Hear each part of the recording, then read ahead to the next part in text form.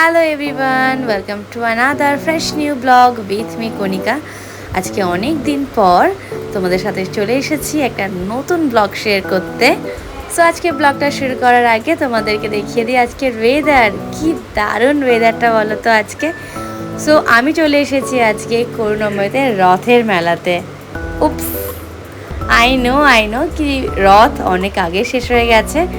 So as usual তোমরা তো জানোই যে আমি বড্ড লেটুস, তো এবারেও আমি অনেক লেটেই ভিডিওটা পোস্ট করছি।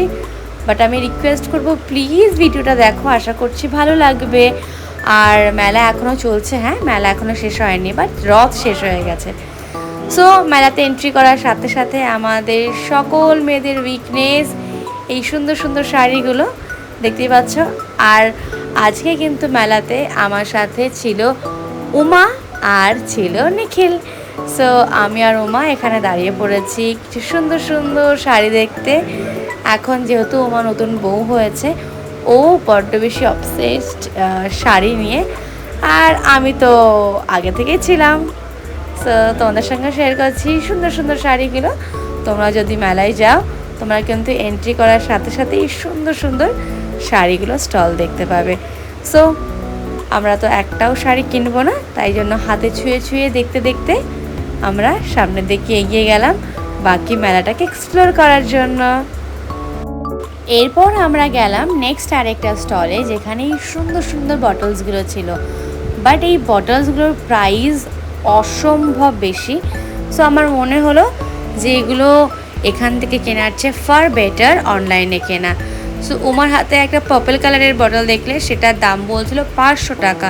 আর এই যে এটা দেখছো, এটাতে 3টে সেট আছে। এইটার প্রাইসটা এক্স্যাক্টলি আমার মনে নেই, বাট অনেকটা বেশি। সো আমরা জাস্ট বটলগুলো দেখে ওখান থেকে পালিয়ে গেলাম। তো এরপর আরও একটা শপে আমরা এসেছিলাম। সেখানে এসে দেখো আমি এই রাবারের একটা স্নেক পেয়েছিলাম, সেটা নিয়ে আমি আবার একটু মজা করতে শুরু করে দিলাম। কিন্তু এটাতে কেউ ভয়ই পেলো না, তাই আমি জায়গাতে রেখে দিলাম। এরপর এটা দেখো, এই হ্যান্ড ওয়াশ জারটা, এই দুটো আমার ভীষণ ভালো লেগেছিলো, বাট এই দুটোও নিয়ে নিই আমরা। তো এরপরে চলে এলাম একটা আর্টিফিশিয়াল প্ল্যান্ট শপে, যেটা আমার সব থেকে পছন্দ, আই মিন প্ল্যান্টস। সো আমি কিন্তু এক দৌড়েই প্ল্যান্টসের শপটার ভেতরে ঢুকে গেলাম। কিন্তু আমাকে এখান থেকে একটাও প্ল্যান্টস কিনতে দেয়নি ওমা। ও বারবার করে বললো যে তুমি তো অরিজিনাল প্ল্যান্টস ভালোবাসো, তো ওগুলোই বাড়িতে লাগাও, এগুলো বেকার কিনে কোনো লাভ নেই। তো তাই জন্য আমারও আর কেনা হলো না, জাস্ট একটু ঘুরে একটু দেখে টেখে বেরিয়ে পড়লাম। কিন্তু এখান থেকে কেউ আমাকে সরাতে পারেনি, বিকজ আমি আচার খুব একটা ভালোবাসি না, তবে আমি পার্টিকুলার একটা আচার মানে আমশির আচার খেতে খুব ভালোবাসি। তো আমি যখনই কোনো মেলাতে যাই অ্যাটলিস্ট এই আচারটা আমি সব সময় কিনি। তো আমার পছন্দের আমশির আচার, আর ওমারও এখানে একটা আচার খুব ভালো লেগেছিলো আমতেল, ওর জন্য ওটা কিনে নিলাম, যেটা এখনও বাড়িতে প্রায় দেখেছি লুকিয়ে লুকিয়ে খায়।